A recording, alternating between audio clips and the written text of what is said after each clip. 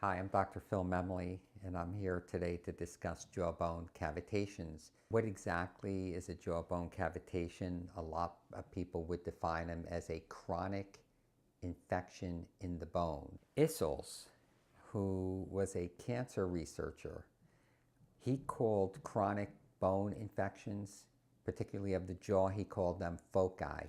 He can be quoted as saying, the foci of the mouth are the most lethal of all. It raises the question, here is something that there's no pain, there's no overt sign of infection, there are no laboratory markers, there's no clinical markers, there's no x-ray that can diagnose these. How can we prove evidence of existence? How can we prove evidence of harm? These are great questions around this idea. And it's interesting because a study was done by the CDC, and DeStefano was the main author. His study is a landmark study because this was not a retrospective study. This was a prospective study. And the prospective study is considered to be the gold standard for studies. He found increased risk of morbidity and mortality for people who have periodontal infections and missing teeth, i.e. teeth that had areas of chronic infection in them. Here was an amazing study on a topic that is considered controversial, that it's extremely difficult to diagnose, it's even harder to treat, and 99% of the dental profession denies that it exists, possibly. And here's a study saying, yes, it's there, and we need to pay attention to this.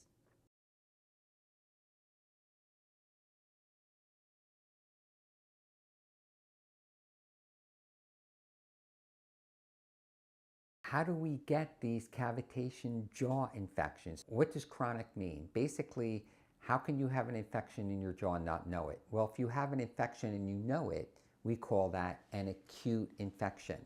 It's acute because it hurts. Chronic implies chronos. Chronos is time.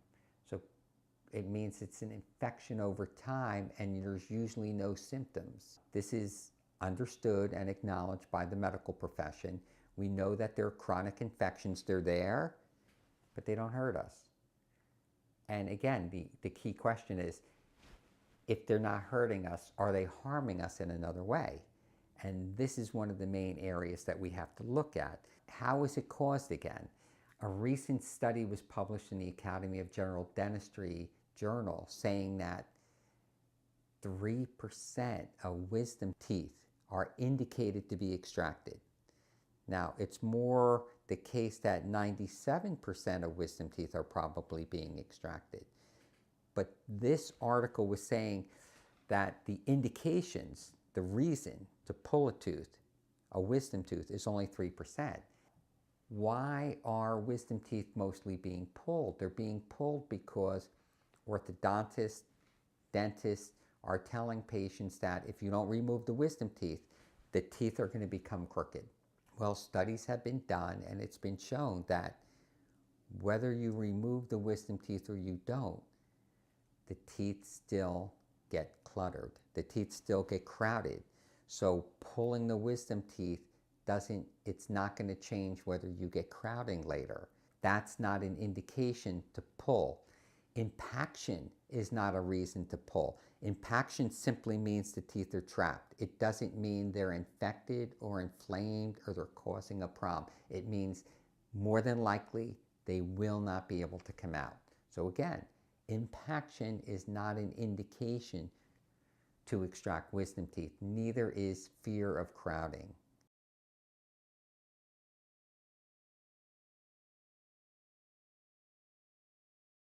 How is a chronic infection site created?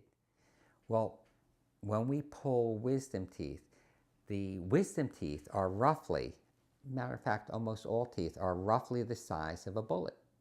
So pulling 4 teeth at once is the rough equivalent of having 4 bullet holes in your jaw. How well is the body going to heal from that?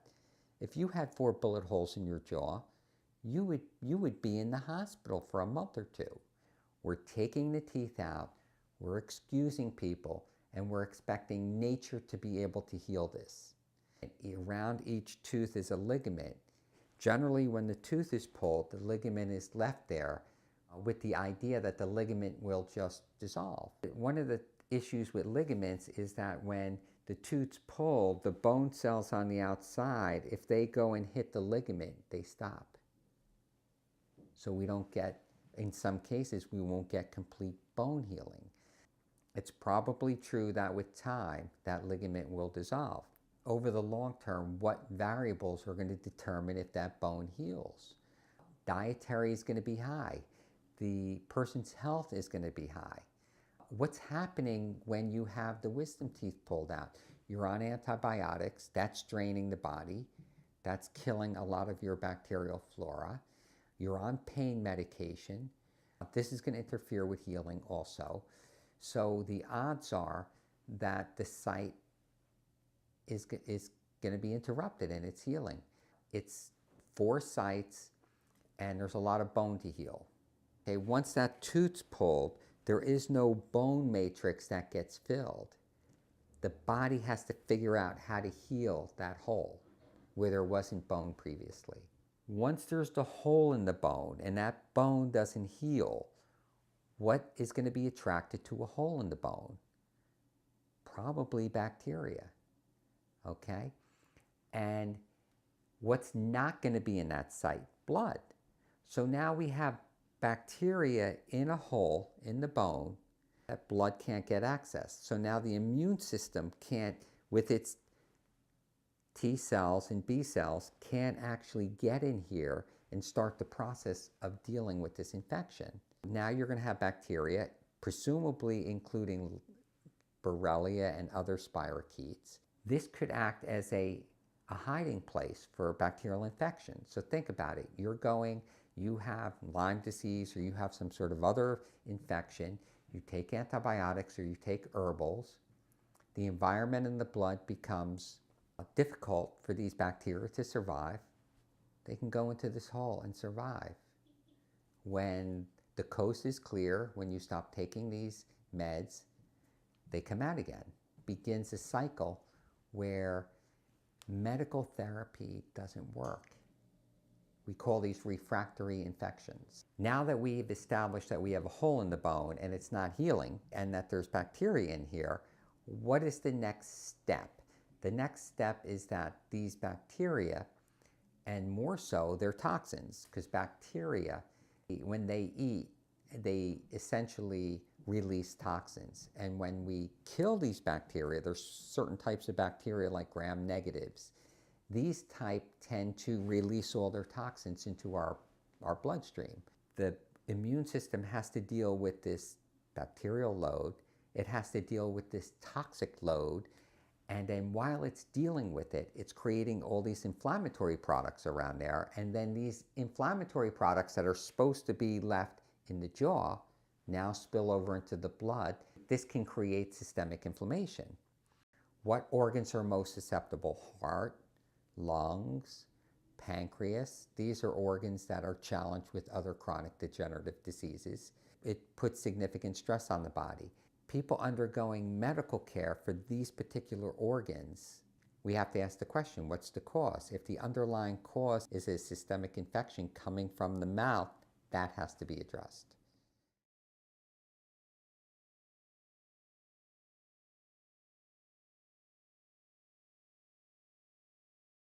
How can we diagnose something that there's no laboratory markers, no x-rays will find it, and there's no laboratory markers for this? The idea here is, why can't x-rays find it? Well, if you think about this, it's almost like a chicken bone. If you broke a chicken bone in half, you would see that the outer compartment is solid bone, and on the inside is the soft marrow. That's the exact same situation we have in our jawbone here. There's 2 thick outer layers of basically dense bone, and on the inside is the marrow. When an x-ray is taken of that, The denser part of the bones absorbs almost all of the radiation. Some people have said digital radiography can pick this up, or 3D CAT scans can pick this up. The way that digital radiography actually works is when you take a real film, an analog film, that film takes an actual picture and you have to interpret it. Digital, you're taking a picture and the computer is interpreting it. And the computer is interpreting it and it's presenting the picture that it thinks is there. Not the actual picture, but the picture it thinks is there. And it does this through algorithms.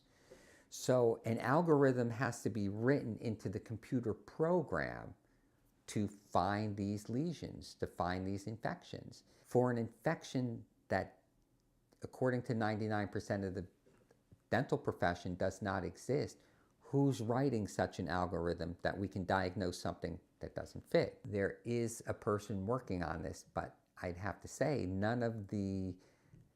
there isn't anything out there that diagnoses this right now.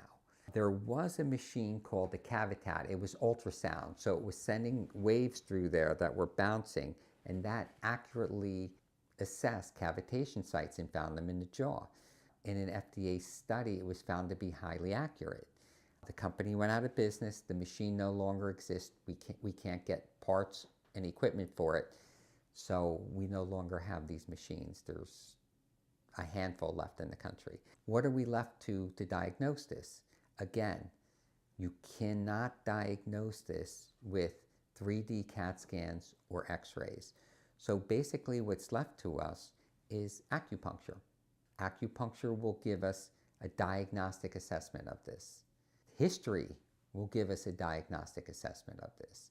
These are the two main things that we have to go by.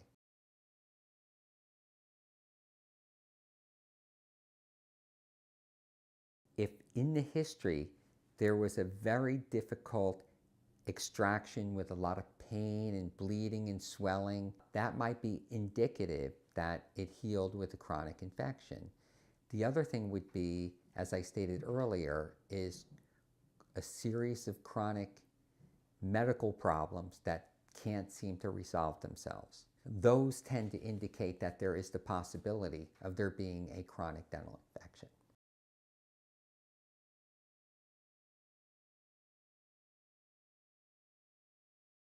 When it comes to treatment, the current standard of care is to scrape the bone for 5 minutes, okay, drill 1 millimeter past the existing bone that's there, and to put someone under, to knock someone out, to put them under general or a short-term general anesthesia. And if you remember, our goal is to grow bone. Our goal isn't just to open up the site.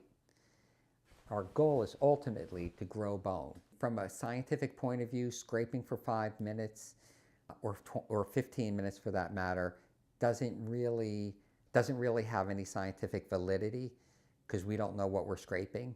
Drilling 1 millimeter, one might find bone infections that go on for 5 millimeters, even 12 millimeters. So 1 millimeter is not a good guide. The anesthesia, the general anesthesia, seems to interfere with bone growth later. And it puts a lot of taxing on the liver, okay, which may actually even cause it to not heal. So these are not things that I recommend. How do we create guidelines for this? Well, the goal here is, in my opinion, based on my understanding of biological medicine, the acupuncture meridians, as I had discussed in biological dentistry, these meridians are the communication channels and the healing channels. Once the infected bone material is removed, the acupuncture meridian should come back on. It should go back to normal function. So the body itself tells us when we've achieved a state where it can now assist us with the healing. So if the meridian is not open, there will not be healing. There will not be any bone healing. We need energy. We need the brain to be aware that there is a site there. The nervous system, the meridian system, these all have to be turned back on to get a comprehensive type of healing. It doesn't matter if you're using ozone or if you're using vitamin C drips. That's not going to produce long-term healing. Osteogenesis is something that goes on for 3 or 4 months. So in essence, we need some way to maintain or evaluate the healing for 3 to 4 months.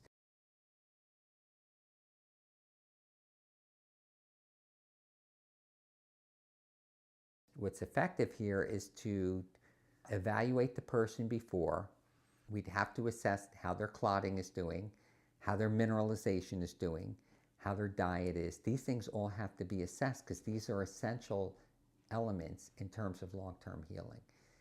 At the surgical time, the site is open with conservative incisions.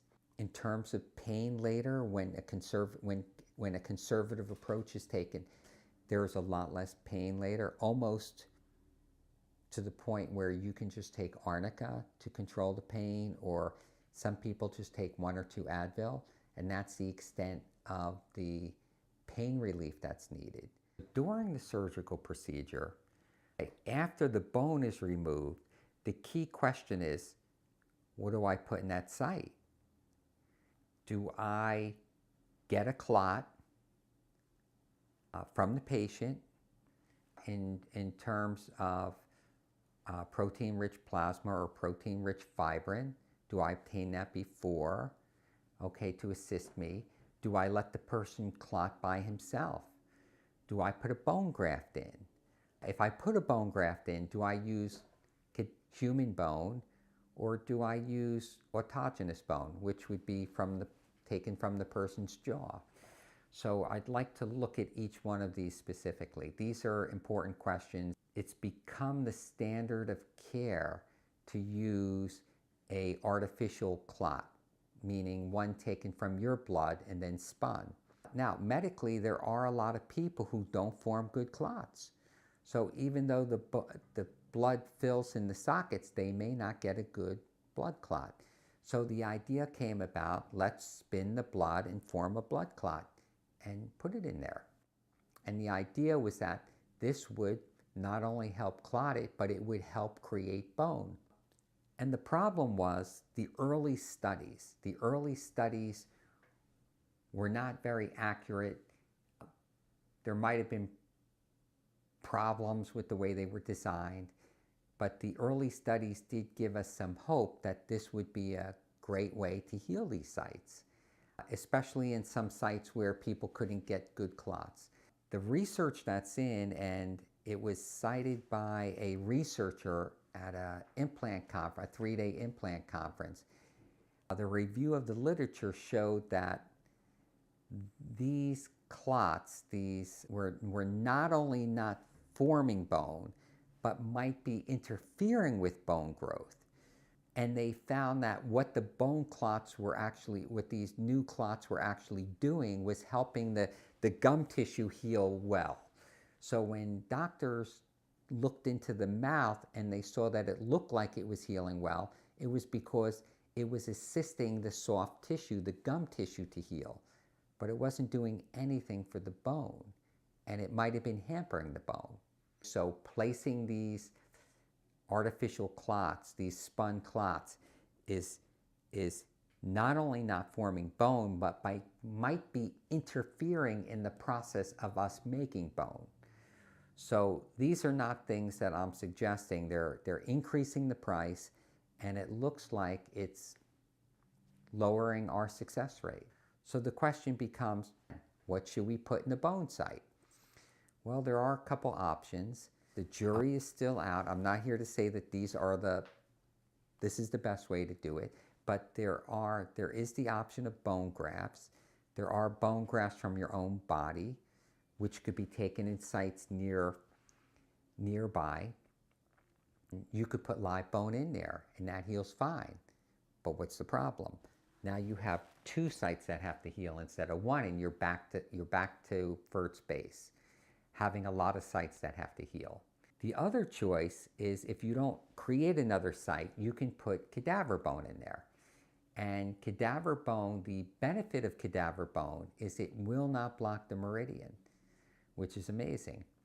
The downside of the cadaver bone is you may form bone in there that is not vital. So you may have actual physical bone, but it may not have blood flowing through it. So that could be a potential problem down the road. So these are some of the major issues with cavitation surgery and how it's being performed. The final issue here is long-term bone healing. What seems to be necessary is that once the patient walks out the door, the surgery is done, and that's half the battle. Now the healing has to occur. And whose responsibility is that? If there is no follow-up, there will not be any healing. But the question is, what follow-up? So one follow-up is definitely to monitor mineralization in the body. Another is to monitor the acupuncture meridians. But at the end of the game, what we're looking for is osteogenesis, which means complete or almost complete bone growth. How can we, as dental surgeons, expect healing to occur naturally? How can we expect to put a bullet hole in their jaw with our surgery? The body at age 30 is losing bone. What do we expect the body to do at age 40 or 50 or 60?